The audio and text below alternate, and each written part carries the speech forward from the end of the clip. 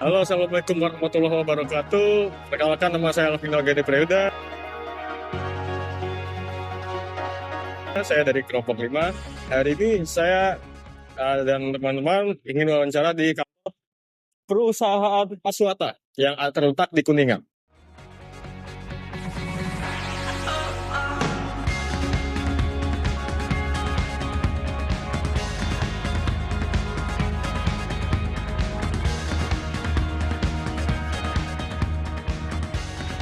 Ya, baik. Mohon maaf di sini Bapak namanya siapa Pak? Nama saya Rahmat Subagio. Ahmad. Siap. Hmm. Oke. Ini saya. Yang pertama nama perusahaan ini apa Pak?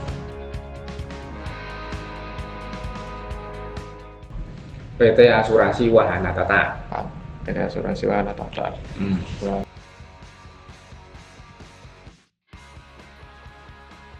Lalu yang kedua, apa latar belakang pendirian perusahaan ini?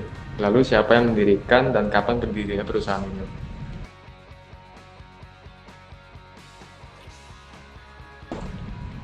Ya, ini kan berarti bicara histori ya. Ya, latar Sebenarnya belakang. kalau teman-teman ini juga bisa lebih detail, nanti bisa buka di websitenya perusahaan ya, Siap. di www.aswata.co.id. Nah, di sana sudah ada banyak profil, ada yang kalau kita bicara latar belakang atau milestone-nya itu juga ada jejak langkahnya.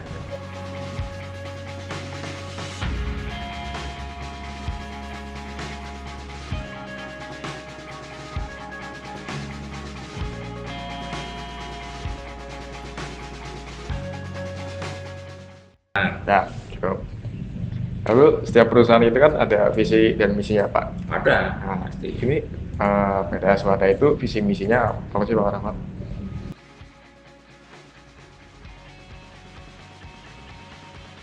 Ya, menurut saya sih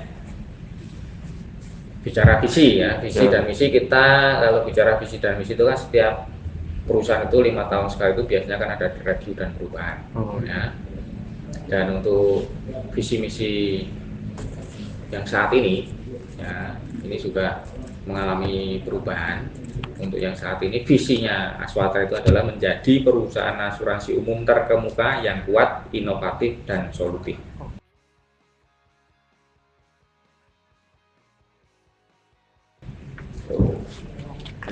Untuk misinya itu berkomitmen untuk memberikan layanan yang bernilai tambah dan berkesinambungan, berlandaskan integritas, etika, dan excellence kepada stakeholder.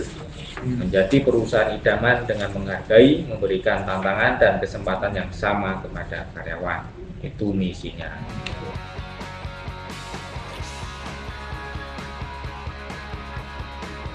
Ya, kalau bicara core values-nya atau budaya perusahaan itu ada 5 nama saya. Ya 5. Kita singkat menjadi IPTEC. IPTEC itu I-nya integrity, P-nya professionalism, T-nya teamwork, E-nya excellence, dan C-nya creativity. Itu budaya perusahaan yang belum pernah kita ubah.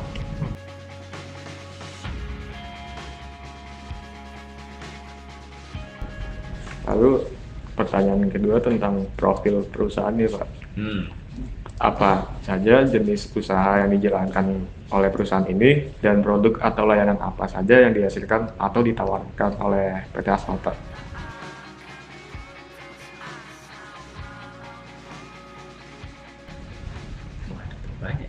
Ya, jadi gini, asuransi Wanatata Swata ini kan kita bergerak di bidang asuransi umum.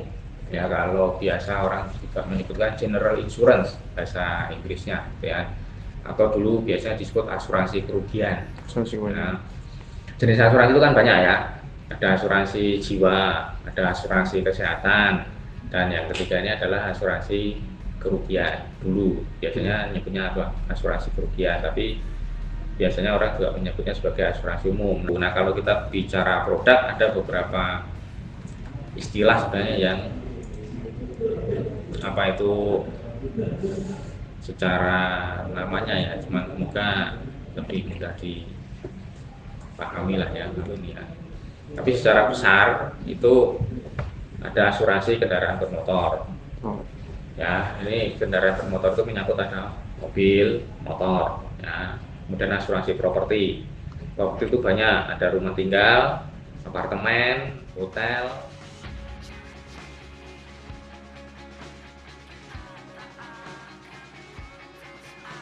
Lokasi utama perusahaan ini berada di mana, Pak? Lalu perusahaan Aswata memiliki cabang di tempat lain?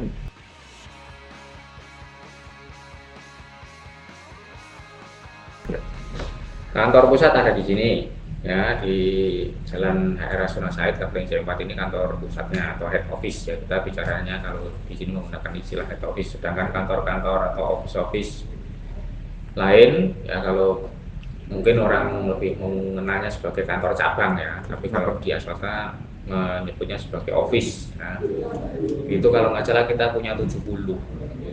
Ya, kurang lebih ya, saya nggak bisa. Tapi kurang lebih ada 70 office yang kita sebar di seluruh Indonesia.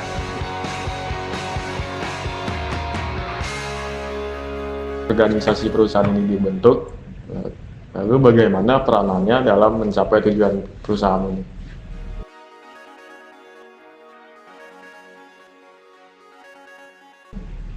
Pertanyaanmu berat juga nih ya. Kan saya bikin, Pak.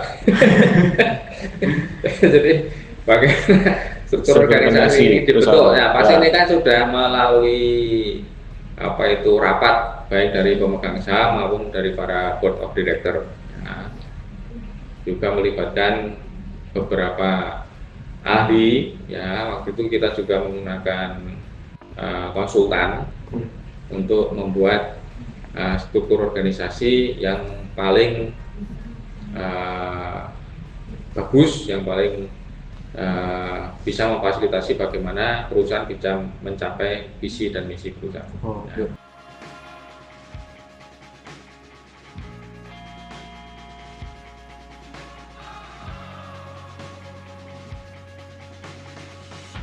Lalu ada pertanyaan lagi, Pak, tentang jenis-jenis kedisiplinan yang diterapkan di perusahaan ini.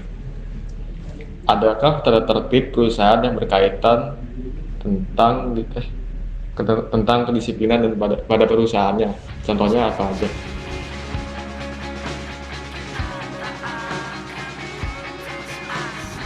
Tentang Saya tanya dulu nih, kategori kedisiplinan itu apa sih? Kategori Apa? mungkin aturan dalam bekerja, tentang berpakaian gitu. Ya, kalau kita bicara apa tadi, adakah ya setiap perusahaan pasti memiliki yang namanya peraturan perusahaan dan tata tertib.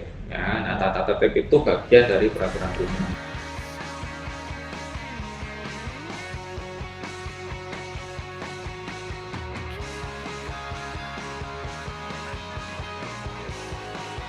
Oke, Pak. Ada hal atau sesuatu yang biasanya menyebabkan masalah ketidakdisiplinan pada karyawan?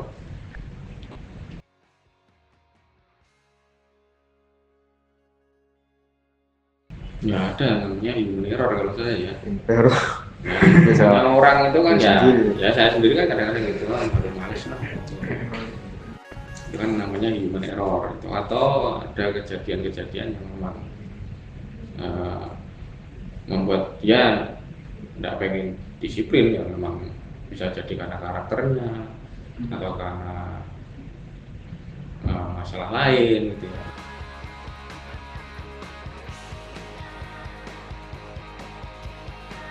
Seperti apa pemberian reward atau punishment yang terkait tentang kedisiplinan?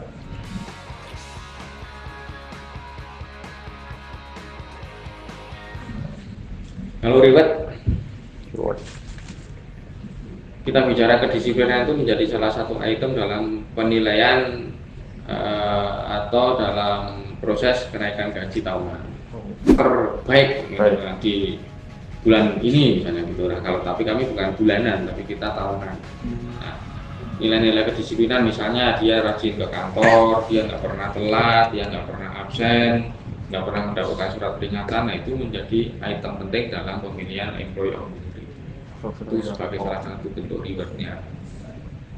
Nah kalau rewardnya apa ya? Rewardnya salah satu reward yang sangat berpengaruh adalah bahwa orang kalau disiplin itu ya mendapatkan SP, surat peringatan.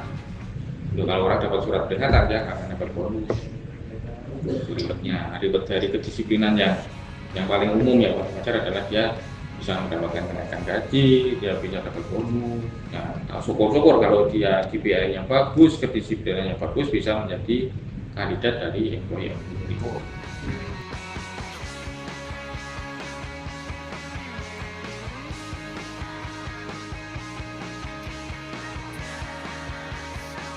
Bagaimana cara mengatasi masalah kedisiplinan pada karyawan?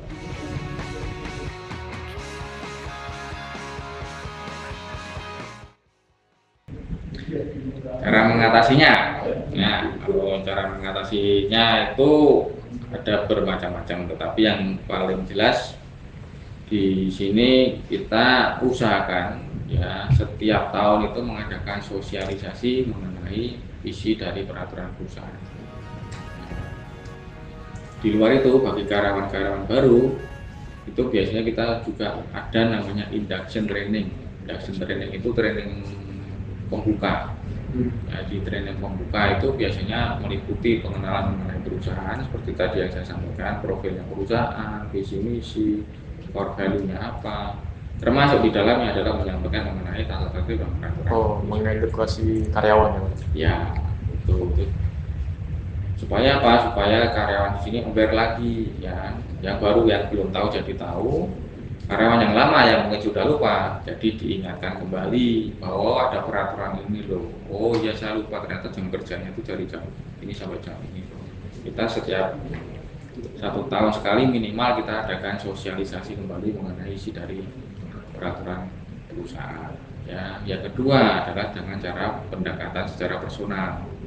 Bagiannya HC salah satunya kita ini ada monitoring karena kita sudah menggunakan sistem, jadi kita bisa memonitoring. Kita kan kalau absen kan menggunakan aplikasi, jadi setiap kali sudah absen sudah akan nampak nih di sistemnya Human Capital. Nah, nanti kan dilihat nih siapa sih yang sering telat dan siapa sih yang sering nggak masuk, nanti akan ke capture. Nah, data-data yang ada dalam sistem HRIS ini nanti akan kita diskusikan dengan atasan terkait. Ini loh, si contoh Dava nih dalam bulan ini kok telat sampai 10 kali, kenapa? Misalnya gitu. Kita adakan pendekatan secara personal, kita tanya. Jadi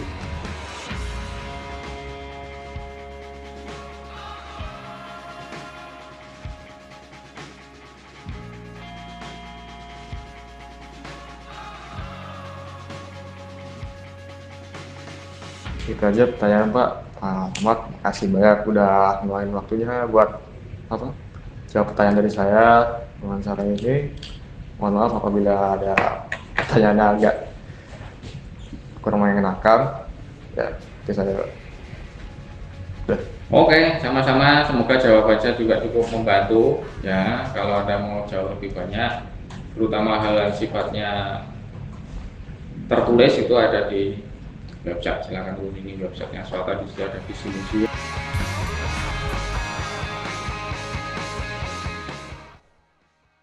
Oke, sekian dari saya. Terima kasih telah mendengarkan. Mohon maaf jika ada kesalahan kata. Wassalamualaikum warahmatullahi wabarakatuh.